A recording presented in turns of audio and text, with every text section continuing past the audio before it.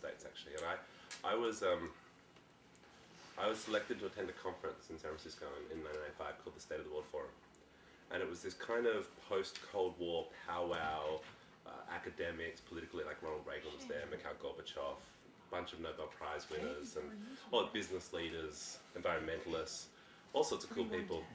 And they were kind of coming together to kind of go, well, what is going on right now? The entire, you know, the entire construct by which everyone understood international relations had vanished over the previous 5 years, and no one quite knew what there was to replace that.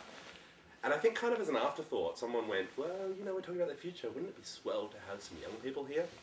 And so they weren't prepared to kind of do this genuine, like, global search for young leaders who deserve this amazing opportunity. So they partnered with AFS, which is an exchange organisation, the world's biggest exchange organisation, which is who I was in America with. What does AFS stand for? It stands for American Field Service. It's this weird thing. It began as a volunteer ambulance service in World War I, and then coming out of World War I, they were all like... Hemingway was involved with that? No? I don't know. He was an ambulance driver, right? Maybe. I think. Yeah. So coming out of that, they're like, how do we prevent war? We need more international exchange like that. So they set evolved into this exchange organisation. And so they just selected out of the people who are already in the States. And so had they actually kind of been looking for a young Australian leader genuinely deserving this opportunity, I mean, first of all, I wouldn't have heard about it because I wasn't connected to those circles, you know, youth leadership kind of stuff at that age.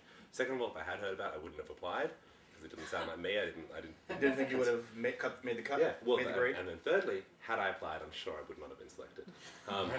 But because it was just 60 of us in America on the year program with AFS, and they got 5 of us to write applications. I don't know why I was one of those 5. I probably talked about politics a bit. So I wrote that, and I got selected to go on this experience, and it literally changed my life. It's hard to, you know, I don't think there's many times you can pinpoint a single experience, but it kind of completely opened my eyes to how much there was to do and the importance of young people being involved in the decision making about our future. And it was both a really deeply empowering experience for me. I mean, we got to have, you know, we had a meeting with Mikhail Gorbachev. I met 2 Nobel Peace Prize winners. I met Thich Nhat Hanh, who's the Vietnamese equivalent of the Dalai Lama. He's the spiritual head of the Vietnamese Buddhists. Amazing guy. And I met these other amazing young people. And people seemed to really be listening to us. These amazing people really cared what we had to say about the future. How old were you at the time? I was 16. Or maybe 15. I can't remember where I was in the year I was there. I turned 16 when I was in America, but I was quite young. And you know, and I lost like 9 pounds in a week. I barely slept. I barely ate. I was never hungry. I was never tired. It was just such a electric feeling. Energy. Yes. And so on the one hand, it was really empowering. On the second hand, I had this really strong awareness of how woefully inadequate it was. That if what we were really trying to do was allow youth voices to be heard, to allow young people to have a stake in the future, then this idea of 32 of us who already had the privilege of coming from families that could support us and countries that could send us on America for a year in exchange, and then selecting amongst that tiny cohort, you know, I had this really acute awareness of how woefully unrepresentative we were. And so coming out of that, I became very serious about how do we build better infrastructure for youth voices to be heard. So it's not just hand-selected groups of young people in a room. How do we actually build an infrastructure that allows a much wider diversity of youth voices to be heard, and we can encourage people, we can build a kind of a pathway to participation into the political decision-making process for young people. And so as a result of that, I initially set up an organisation at high school called Nexus, which held a lot of events, and then I set up an organisation at university, and once again, very event-focused. We'd hold film screenings and have debates on campus and, you know, do all this stuff. And I think what happened was I burnt out from organising events. I think if anyone who's been involved in organising events knows, events are kind of a treadmill. When you're committed to them, you work really, really, really hard, and then the event happens, and then you wake up the next day and it's gone. It's time for the vanish. Then it's time for the next event. Then it's time for the next event, yes. Exactly. So you build the next event, and then it's gone, so it's time for the next event. And I began to feel this treadmill. I began to think, I don't know if this is actually doing what I wanted to do. What I was passionate about was building these forums for diverse voices to be heard. I was thinking, and I began to think to myself, well, I don't know if holding an event in room 14B of the Morven Brown building on the Kensington campus of the University of New South Wales between 1 and 2 p.m. on a Wednesday is really creating the space for those diverse voices. And there was this thing that was becoming kind of hot at the time called the internet. It's done all right since then. And I began to, and I was reading a lot of books and magazines about the web and thinking to myself, well, this is a real opportunity to build a genuine platform, you know, a genuinely participatory platform where people could kind of engage in their own time from wherever they were geographically and have their voices heard. And that's where I became really passionate about the media as a platform, because I think media is the marketplace of ideas. in our society. Our society is only as free as its media is, and it's only as and a democracy is only as vibrant as the media is vibrant. And I think in most of our societies, the mainstream media is woefully unvibrant. And I think the internet does create an opportunity to create a more diverse, more vibrant discourse.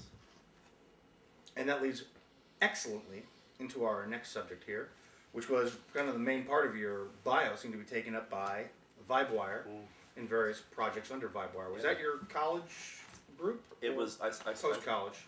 I founded it while at university, but it was not. So I founded initially an organisation at university called Nexus, bringing together people. And VibeWire began life as Nexus Online, but it began to be clear that it was actually a very different kind of beast. So we then, broke that off as a separate non-profit, incorporated that as a separate non-profit, which was VibeWire. And I can't even tell you how many hours trying to find domain available names. At that time, I think it was in 2000, just everything was registered, every word in the English dictionary was registered as a domain, so I had to start playing with weird combinations of words to invent words and so on, and came up with VibeWire. So I rolled that. So I founded that while at university, and then it kind of, to my surprise, took over my life, and it was what I did more or less. After 3 years, I was doing it full time. For about 3 to 4 years, you did nothing but that. More or less. I did a little bit of contract work and project stuff on the side, but generally that's what I did from 2000 to 2008, actually. Okay. Wow. Well, what sort of things did VibeWire get together? What kind of, give us a success story, and then, flip side, give us a horrible failure. Horrible failure. Start with the success, though. We like that happy.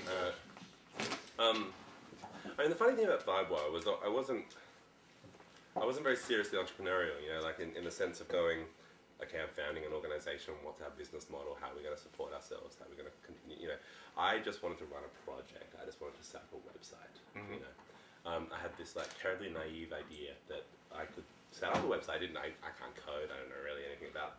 I didn't really at the time know anything about technology. But I thought, me, a few friends, sure, we'll build a better website. And it took this insane amount of time to actually get anything to then emerge. It took about 18 months to get that first site online. And it's one of those examples, I think, that if I had known exactly what was involved in what I was starting, I would not have started. There's no way. If someone told me you're going to work relentlessly hard for 18 months before anything happened, I'd be like, this is ridiculous. I have better things to do.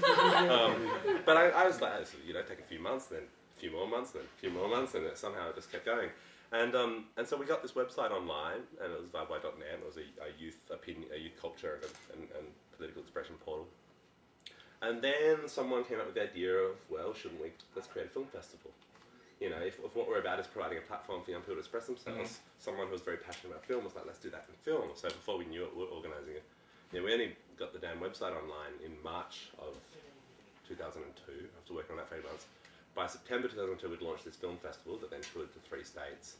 The next year, we published a print project, an anthology of youth writing for the first time. And it was still all very much on this project basis, me and some friends doing cool stuff because we thought it was worth doing, and no one was getting paid, and we were just barely scraping together enough money to print the book. And we're still very much in that mindset of what does it cost to do a project that involves publication? It costs whatever it costs to print. That's what we need. If it's $3,000 worth of printing, we need $3,000 to do this project. We weren't at the point yet of thinking about how we actually supported ourselves in the long term to do this sort of work. And then in 2004, there was a federal election in Australia, and we kind of, began thinking to ourselves, well, we need to do something around the federal election. That's a big deal. And if we're here to support young people to express themselves politically, well, an election's about as big as it gets. So how do we do that? And we came up with, and we realised that what we didn't want to do was just provide a place for young people to respond to what was in the news. That one of the key blockages was, you build a platform for people to express their opinions, but what are they expressing their opinions about? They're expressing their opinions about the news that is created, not really what's going on over here. Then there's the news filter, what the news media decides is important and relevant. And then we read about or consume that media, and then we get to respond to that. But we felt like the news media wasn't doing a good job of focusing on the issues that were most important to young people. Because it was pure, all the issues that mattered, that the politicians were focusing on, the media were focusing on were baby boomer issues. They're all about interest rates and, mortgages and things like that. And so we thought, well, what we need to do is actually create different news. And how do we do that? We actually send young people on the campaign trail. So we managed to get